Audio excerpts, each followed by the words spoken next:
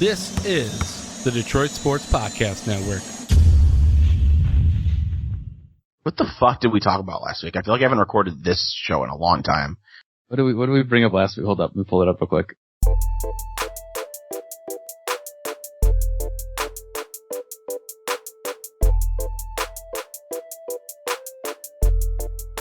Welcome into the practice squad. Stroz, I'm just gonna say it right off the bat because I need to be honest with people. The practice squad presents the throwback has been so if you don't know what that is, Stroz and I have been rewatching 2 full Lion seasons now. We release episodes every Sunday, sometime around noon, 1 o'clock Eastern time. It's been such a drain, and we usually record it the day before, that I'm not gonna lie to you, my mind is almost drifted off of this show.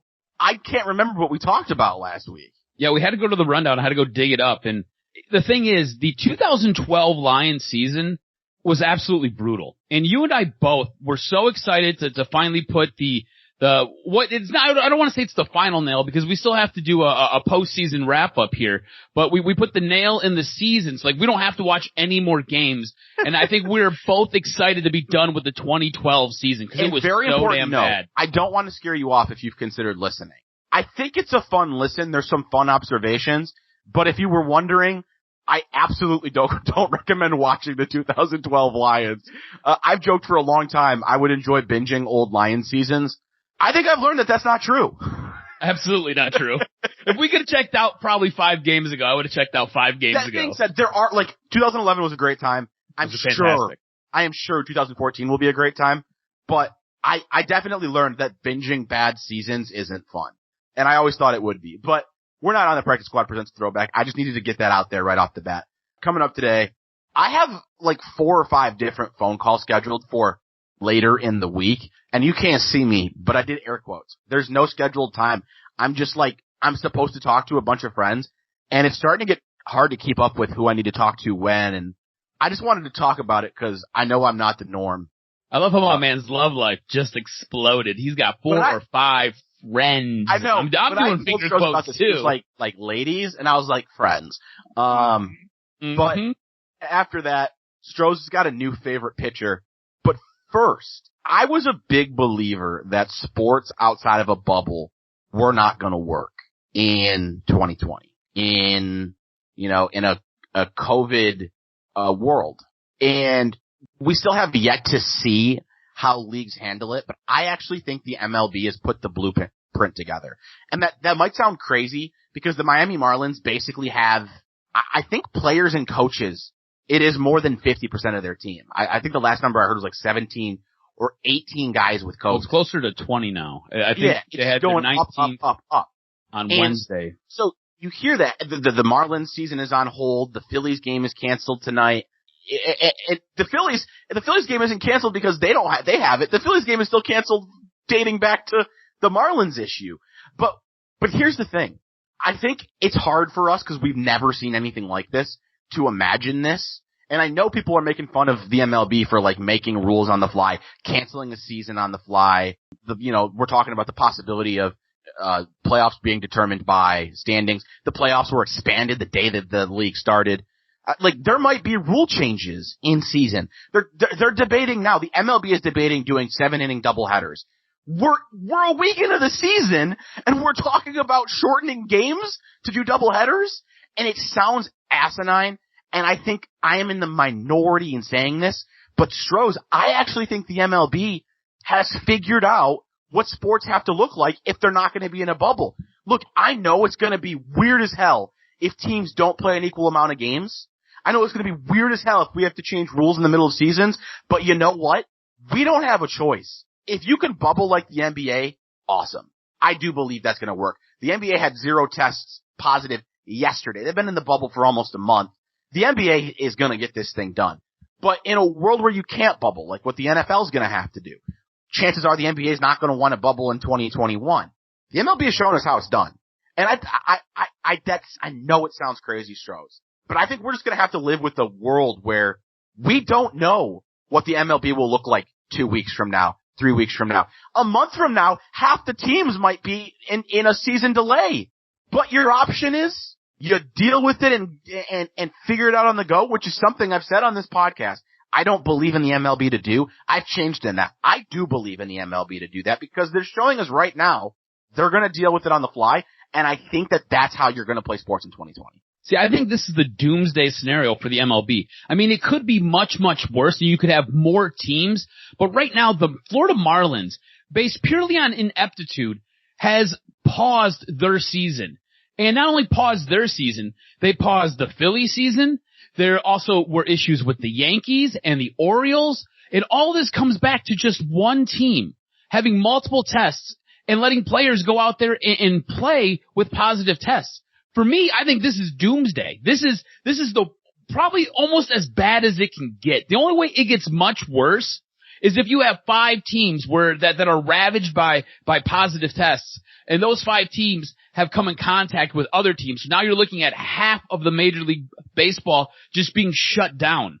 Like, this is completely asinine to me. Like, I'm happy that you think that Major League Baseball and Rob Manfred, who I think is a total boner jam, has this figured out. I think there is malfeasance this year. I think they have neglected,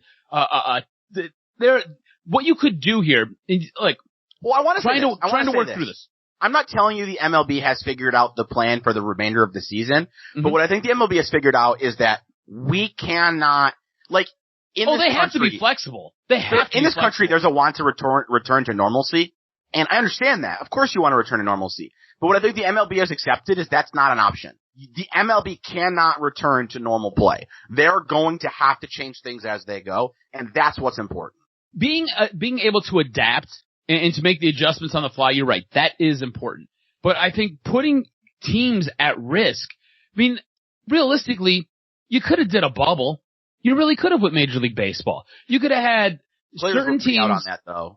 I get it, but at a certain point, man, if you want to finish a season, and it seems like everybody wants to finish a season, and I think when it comes down to it, what the players really want was their paychecks. So if you want your paychecks, y'all are going to bubble, and that's just kind of how it's going to be. And I get that baseball plays more games than just about anybody. I totally understand it, and I understand that with baseball, you've got more teams than you do with any other sport because the NBA and the NHL had the luxury of lopping off almost a third of their leagues and then taking everybody else and putting them in bubbles. I think what you have here is a dry run with the MLB for the NFL. I think NFL has to look at what the MLB is doing, and they might have to make adjustments for their season. I do think the NFL is going to have more trouble with it than the MLB just because you're going to have a harder time stopping spread in game. Like, I don't necessarily believe that the Marlins spread comes exclusively from in game. Or I guess what I mean by that is on the field. I'm sure a lot of it does happen in the dugout or in the locker room. But those things can be tweaked to try and improve upon. In the NFL, look, players are going to spread it to players. You're on top of each other at times. It's just going to happen. And I want it understood here. I'm not praising the MLB. I believe that if your goal is keeping players healthy, you have 2 options. Not playing or bubbling up. If your goal is to play a season and you're okay with accepting that large portions of your players are going to get sick, then I think the MLB has shown the way that you're going to do that. Players are going to get sick, you're going to have massive outbreaks, and you're going to have to shut things down at times. But that doesn't mean you shut the whole season down. It's going to suck if you have 3 or 4 teams shut down at a time, but it might happen. And I think the thing for me, Stroz, the reason I come at this from almost a positive point of view, one, I'm obviously an optimistic person. If you've ever listened to this podcast, if you've ever listened to me on the radio, if you follow me on social media, I'm an optimistic person. But 2, a month ago, we agreed pretty strongly the MLB would not finish a season. There was no way the MLB was going to finish a season. Do you feel that way still? Because I don't. I sway more towards them actually getting a season in by hook or by crook. And for me, the reason I say that now is because I've seen how they deal with an outbreak. And the way they deal with an outbreak is saying, well, nothing we can do. We're going to have to deal with it. Dude, here's a question for you, because we try to be solutions orientated on this program. Do you think that going further, right? So as the season kind of spreads its way out, the MLB is going to have to make an adjustment, and again, make another pivot and adjust on the fly. Yeah. Are they going to have to build in a week or maybe a 2-week delay for teams that have their seasons put on pause? Like the Marlins now are missing multiple games. So unless the Marlins don't finish all their games, or unless the Marlins just have to start playing double headers every single day, I don't know how they wrap up an entire season. I think here's the other thing, Stroz. You are not tied to anything. They voted to expand the playoffs, right? Yeah. Well, at the end of the day, if you need to add a week onto the end of the season for teams to make up games, like you just can't have a reasonable playoffs without it. And if you have to shorten the playoffs again, you have to shorten the playoffs again. Mm-hmm. And like I get the whole reason that the playoffs were expanded was to gain money. But you know what doesn't gain money? Shutting down the season because teams are going to play an unequal number of games. They're not going to do that. So no matter what it takes, if the Marlins have to take a month off, the MLB is going to move forward. That's something that I didn't see before. And look, it's gonna suck. It is gonna suck because where I didn't necessarily always think the MLB champion was gonna have an asterisk, now that I see the kind of things we're gonna have to do to make this season play through, hell yeah, they're gonna have an asterisk. Because I don't think the MLB season is gonna resemble anything like a normal MLB season. I think teams are going to have an uneven number of games. I think we already have the rule change in overtime, which we've seen a lot of complaints about, and understandably so. We're talking about playing 7-inning games, which I think on this podcast I've said, I kind of think 7 innings could be really fun in baseball. Do you remember the last time you played 7 innings in baseball? Weren't you in grade school? I think I was in grade school last time I played 7 innings for baseball. I don't know about that. I played freshman baseball, and I feel like Michigan freshman baseball is 7 innings. Just 7 innings? I'm not 100% sure, but I mean, that's not neither here nor there. My point is, it's not gonna be what a traditional MLB season looks like, and it sucks that it's gonna hurt the integrity of this season, but if your options are that or no sports, it feels like a no-brainer. Like, it doesn't even feel like a debate. So I'll tell you this, right? I've probably watched more baseball in the week that baseball has been underway than I did all of last season. I've been so starved for sports and I've been so excited to watch anything happen, right? I've watched a ton of games. The other night, I got sucked into the Braves demolishing the Mets, and that game was over, I think, by the 3rd inning, if I remember correctly. Was that the 14-5 game or something stupid like that? Yeah, it was absolutely horrible. But it was a total blowout, but I stuck around and I watched the whole thing. It didn't matter.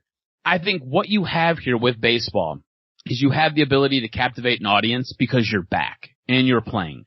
The thing is, you have to be able to do it safe, and I don't know if... You don't. I mean, I wish you did, but you don't. Like, I mean, tons of people are going back to work when it's not safe in this country.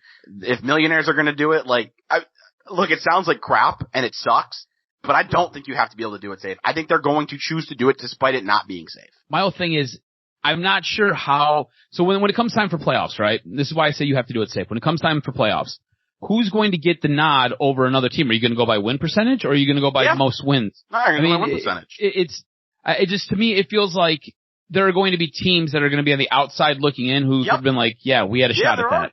There are going to be teams that get screwed because they had games against bad teams coming up that got canceled.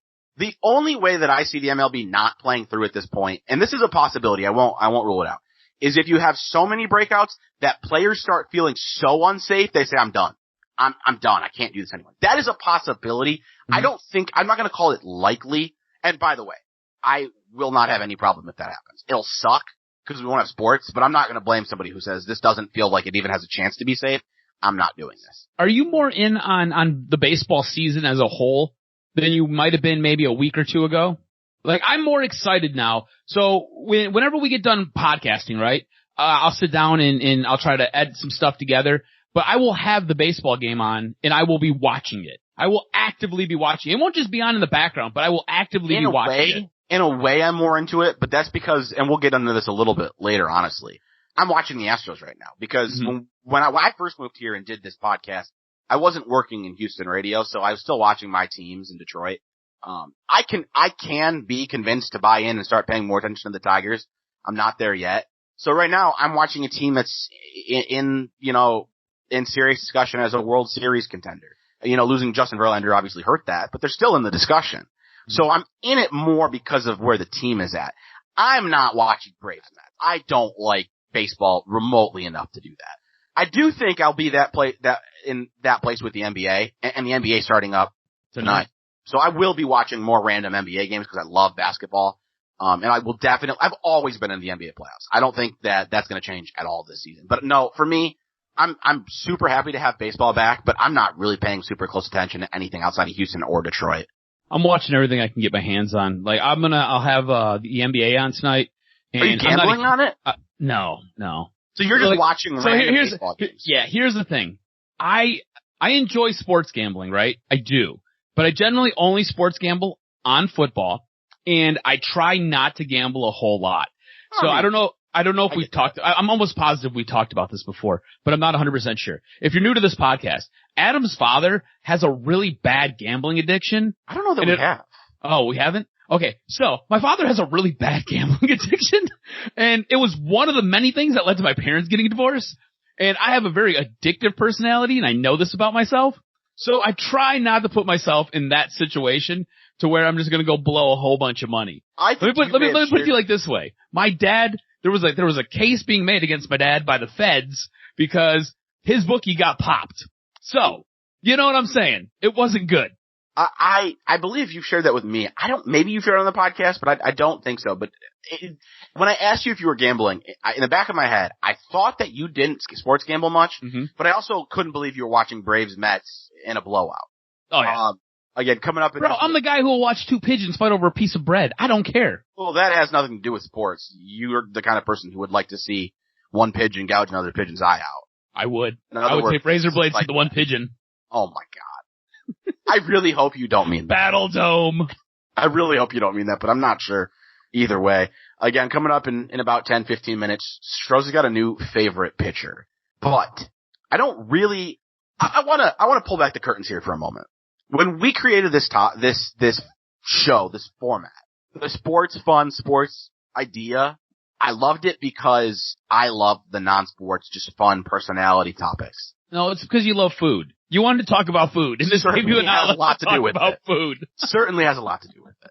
I think I said that on last week's podcast. That's the whole reason I made it this way. But I think we have a lot of fun with these topics, but the truth is, in this world, it's a lot harder than normal to figure out these topics because we're doing less. You know, I had that little fling for a month that I thought might bring some content into the show, and that's over, unfortunately. So there goes content. Stroz, I tried dating just for the sake of this show. It is the only reason I was dating. For all you listeners out there, B was dating for you. So I need you to bring something to the table, Stroz. But anyways, so now it comes down to stuff like this. I really only wanted to bring this up. I see what you did there. I really only bring this up because I thought you might have some funny thoughts on it. So I'm kind of relying on you here, and if you don't, it might be a short segment. But I've talked about it before. You guys know if you listen to Big Drew and Jim in Grand Rapids that Jim and I have phone calls pretty much every week. But only when he's driving someplace. Yeah, I mean, he's an asshole. It's like whenever he has nothing else better to do with his time, he calls me. But like we still have phone calls for the most part once a week, maybe a little bit less often than that. But I'm a phone call person. Like I have other friends I try to stay in touch with. Hold on, let me hit the pause button real quick, and I don't want to lose your train of thought. The fact that you're a phone call kind of guy. So I'm light years older than you. I'm like 100 compared to you. And I'm not really a phone call kind of guy. Like I'll phone call, like my mom will call me, maybe my mom will talk. I'll talk to my dad. They're usually short conversations. I usually don't talk to my sister on the phone. I'm more of a text message kind of guy. You though, being way younger than me, being really more of a millennial than I, you are a phone call connoisseur. See, why? This might sound weird. I'm into text messages if it's somebody like, I think this is weird as hell. Weird's the wrong way to put it. Different as hell. But my closest, like, guy friend, I text him every single day. I don't know if I've ever shared that with you. But like, I have a friend who, like, I text every single day. And I don't want to say all day, but like, I can guarantee, even on a slow day, I send 5 or 6 text messages back and forth with him. On a busy day, it could be 15 or 20. And in that scenario, I like text messages because it's kind of like we're sharing like things, right? Like this thing happened, or like here's this funny. We share TikToks. I know it sounds young, but or like memes or Reddit threads or stuff like that. In that scenario, I like text. But if I'm like actually trying to like convey a message to somebody, I don't think texts do it, man. It's like voice is so important.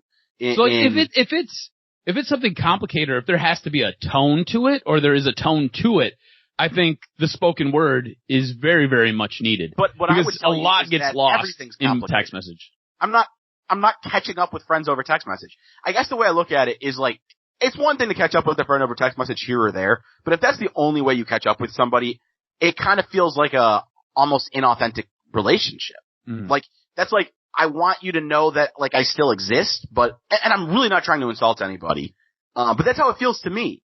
Well, here, let me put it like this, right? So I have my buddy Scott. I'm going to get fitted for some new golf irons on Saturday, and he was supposed to go with me. We had been planning this for like a year and a half now. I've been saving money up to try to go splurge on a nice set of golf irons here, and I want to go this Saturday. So I sent him a message like, "Hey, are you busy on Saturday?" And he said, "I totally am." He's like, I got my daughter's birthday.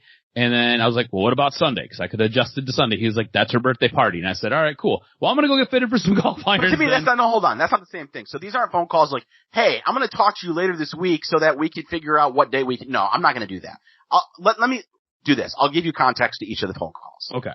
So one phone call is with a friend from high school who very close with in high school. We've, just life's gone very, very different ways. So we don't stay in super close touch anymore, but still very good friends.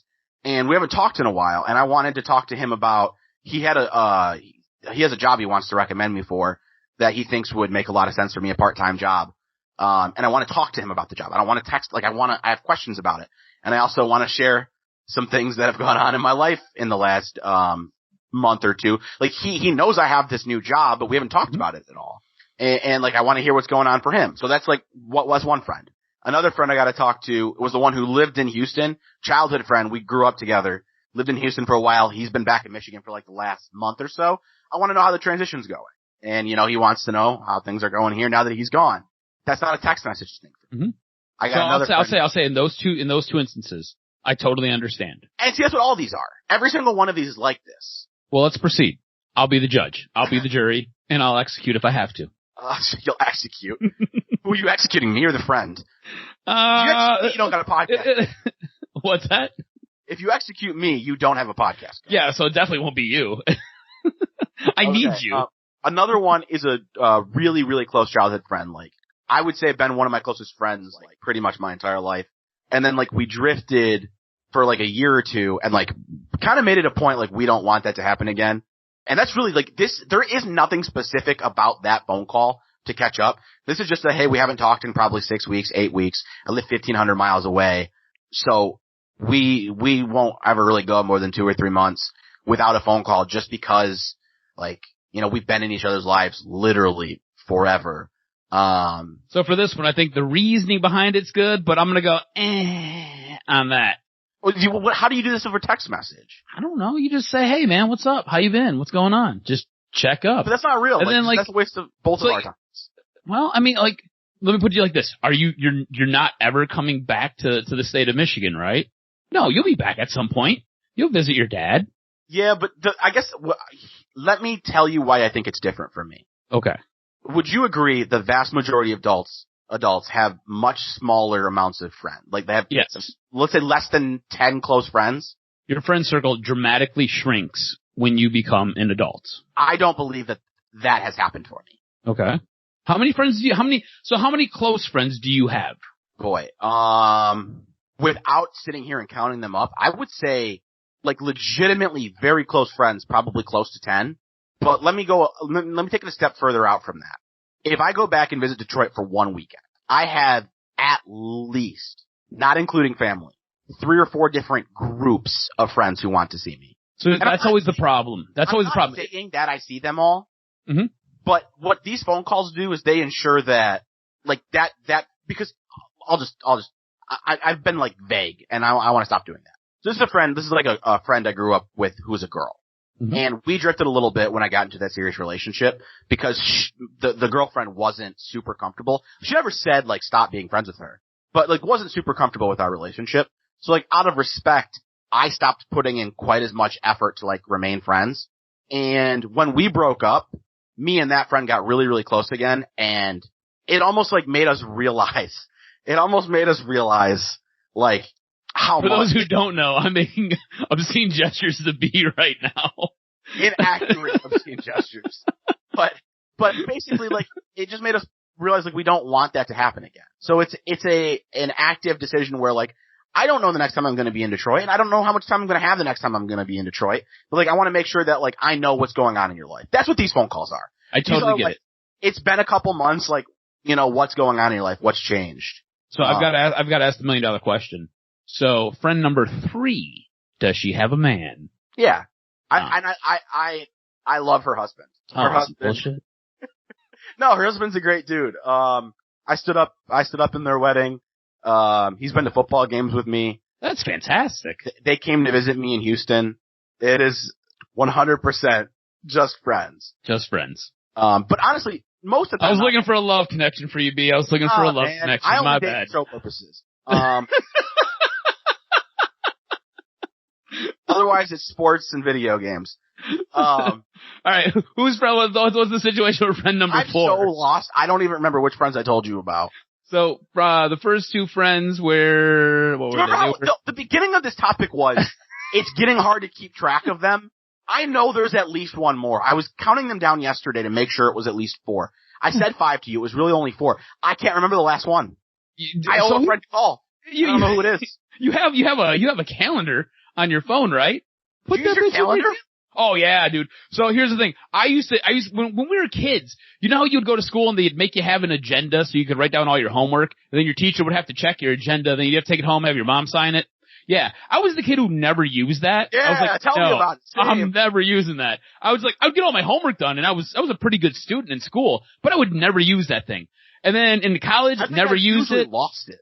Yeah, I would sit there and do drawings in it and make paper airplanes. I wasn't using that shit for keeping track of my homework. I just did my homework. Anyways, as an adult, I don't know what the hell's happened. My brain has turned to utter mush.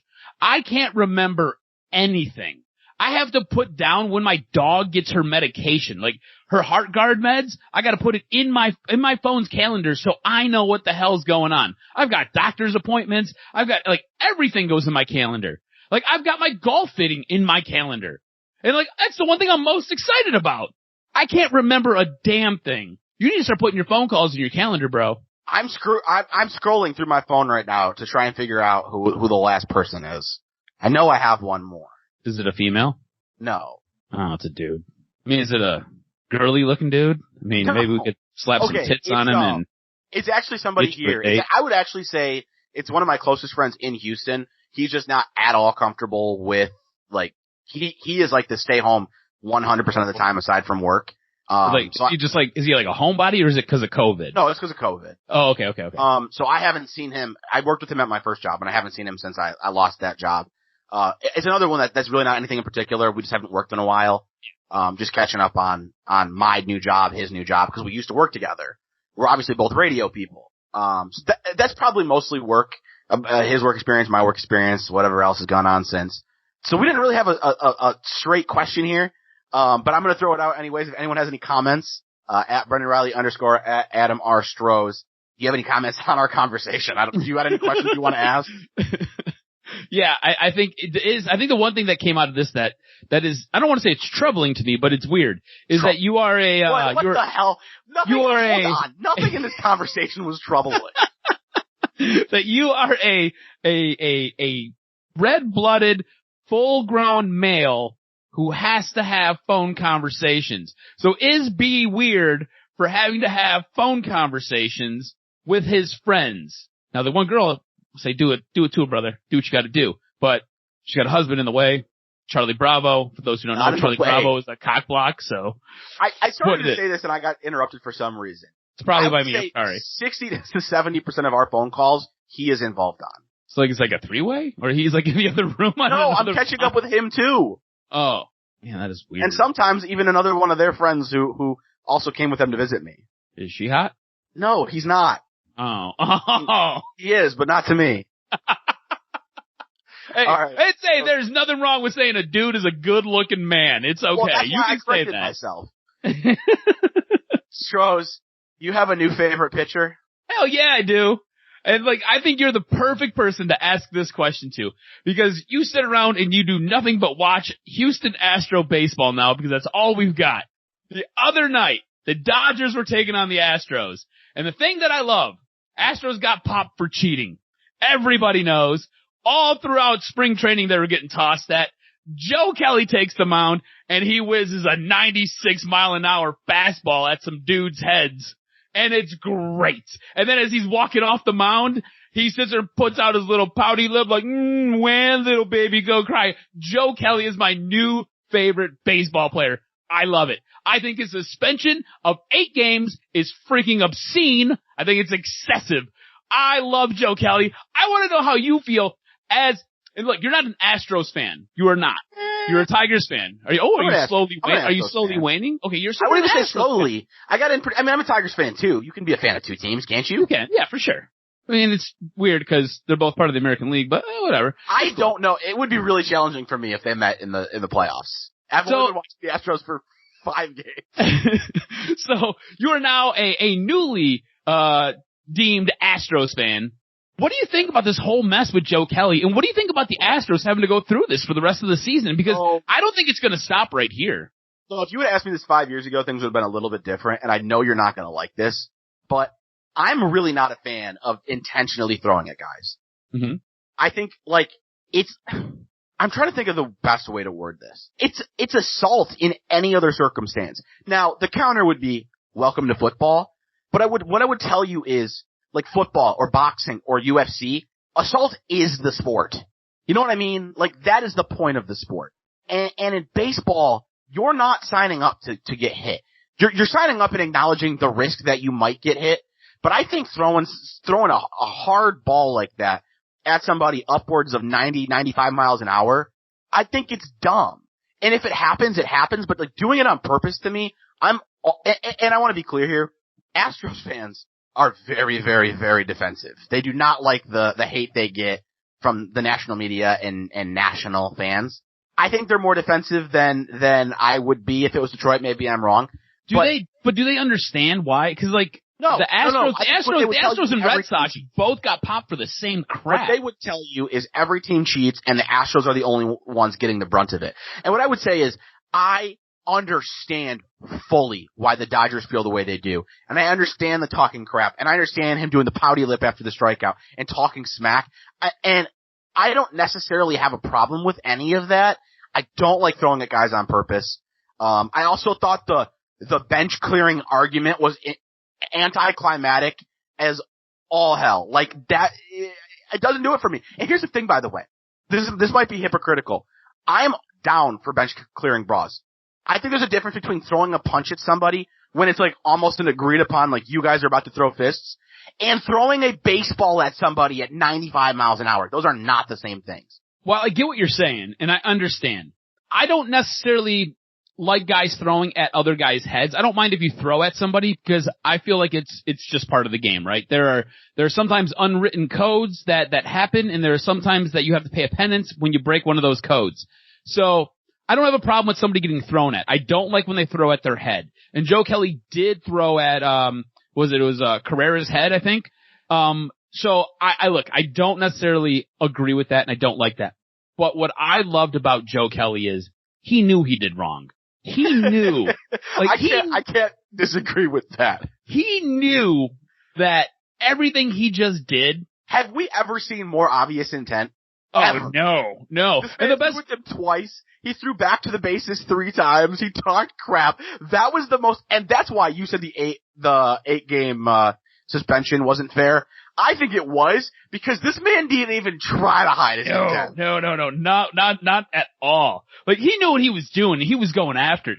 It was all those theatrics. It was coming off the mound with the pouty lip. It was the talking smack. It was getting in the guys. Like very rarely, I don't think maybe since Roger Clemens have you seen a pitcher go that hard at a guy and then like back it up. Usually when a pitcher's about to get into a fight, like the first baseman will come running in or the third baseman will come running in and somebody will end up squaring up with that guy and take it on for him. Now, Joe Kelly was like, cool, bro. You want some? Come get some.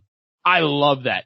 I love how he was just so aggressive and blatant about it, like not even hiding it. He was just like, you know what? F you. Let's roll. And he just went out there to try to murder a dude and I love it. I guess in a way, I'm definitely torn because I have an appreciation for the attitude of it. Mm-hmm. And I enjoy the Astros. And the big thing here is like calling him a bitch. Like Joe Kelly's a bitch. And when I'm in like the Astros crowd, I can feel that, but I do have an appreciation for personality.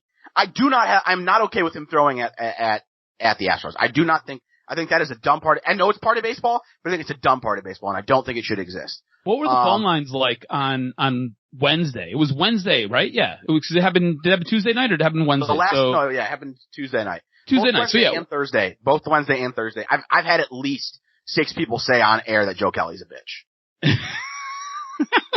You have to immediately dump them, right? No, we let the bitch go. You let the bitch go? Okay, yeah, bitch is all right. Okay. I wasn't sure if you guys let it go or not. I mean, I have for the record, I've had to dump 2 people, talking about Joe Kelly. That's the thing. Like, I almost like, it's hard not to feel for these people in a way because I am rooting for their team. That's how I would separate the Tigers and the Astros. I would not say the Astros are not my team. I am, however, rooting for the Astros actively. I want to see them do well, and when things go right, that is exciting. So like, I guess I can't get that very like emotional reaction that comes from being an Astros fan when Joe Kelly does these things. And because of that, I can appreciate the personality and the smack talking, but probably contrary to you, I'd love to see the Astros beat the crap out of him, not physically, although I wouldn't mind a punch thrown. Like I said, that's different to me. But I'd love to see them, hit the ball all over the place. And I think that's not the result you wanted. Yeah, I think we're less far apart than I expected. Yeah, I think so too. I originally, when I briefly texted you about Joe Kelly, I thought for sure we were going to be, just on opposite ends of this. I thought you were going to be like, Shields. I thought you were going to hate my don't throw it guys take. No, see, I don't mind. I don't have a problem if you throw at a guy. I just don't want you throwing at their heads. Because, who was it? I think it was Ivan Rodriguez once said it so eloquently. In the head, there's a brain. And when the brain gets hit, it's no good. So. You could still injure guys though without hitting the head. Like guys have taken hits and missed time because of it. And it's not the norm, but like in a sensitive, like, like a wrist or an ankle or something, like it can happen. And so I think it's wrong to mess with that. We're going to wrap up here in just a moment. This is a Detroit sports podcast, technically speaking. So I want to ask you, Tigers off to a 4-2 start. I haven't watched closely. I've watched bits and pieces of some games. I've obviously kept an eye on it. You buying it? Is it real? Is it, what is it? I have a feeling that it might be a little bit of fool's gold. But I'm all in on it. So here's the thing. Tigers are right now one of the teams at the very, very top of the league with home runs. So they are smashing the ball everywhere. But with those home runs comes a ton of strikeouts, and they're at the very top of the league with the strikeouts. I think the big issue with this team, and if they don't get Casey Mize up here the moment they can, where they can not burn a year of his eligibility, they're already almost halfway there. Right. There's going to be something in the mix because the pitching staff is absolutely brutal. So if they could get Casey Mize up here, maybe if Tarek Skubal is as good as everybody projects him to be, he can come up as well. This team needs some help with their pitching staff. As far as what you're getting on the field, it is basically a softball team. If these guys can hit home runs, they're going to win games. If they can't, they're swinging for the fences and they're missing a whole lot. So I said this earlier on the show, and if the Tigers get off to a more extended run, I'll take it more seriously and I'll be invested in watching 2 baseball teams. I mean, we are 10% of the season done already, buddy. We are, and that's kind of what I want to say. I want to say a couple of things. One, home runs and strikeouts are acceptable. That's a way to win in baseball. It's a very good way to win. Now, can they keep up the home run pace? Because right now I don't know if it was as of today or as of yesterday, they were number 1 in the league in home runs. Keeping up that pace might be tough, but that's the one thing that makes me go, look, I know they're striking out a lot, but man, when you hit home runs, you win baseball games. And 2, even if it's not real, like you said, we're 10% of the way through the season. It doesn't take much.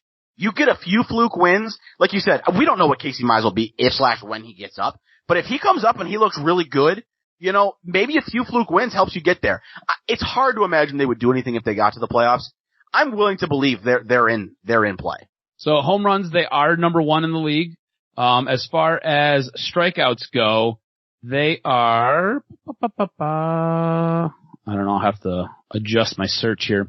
But they are number 1 in the league for home runs. I know that when I checked yesterday, before yesterday's game, they were number 2 behind, I believe it was only the Los Angeles Angels of Anaheim, which is an absolutely horrible name. Way too much to say.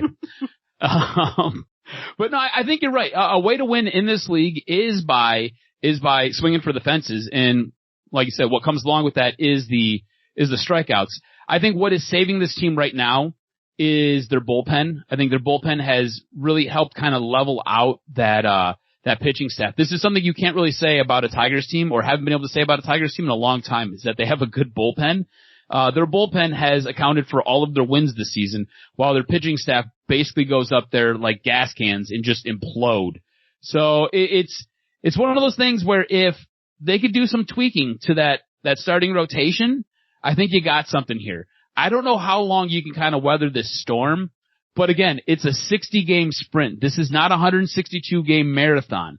You just have to win a couple of games early, win for a couple of weeks, and then you can start playing some less than 500 baseball, and you're going to be able to slip into the playoffs. Because of how short this season is, every week will basically be 10% of the season. So we'll probably, at the bare minimum, do a small check-in with the Tigers like we just did here every week, as long as they stay relevant. And if they look good, we'll talk more than that. But that's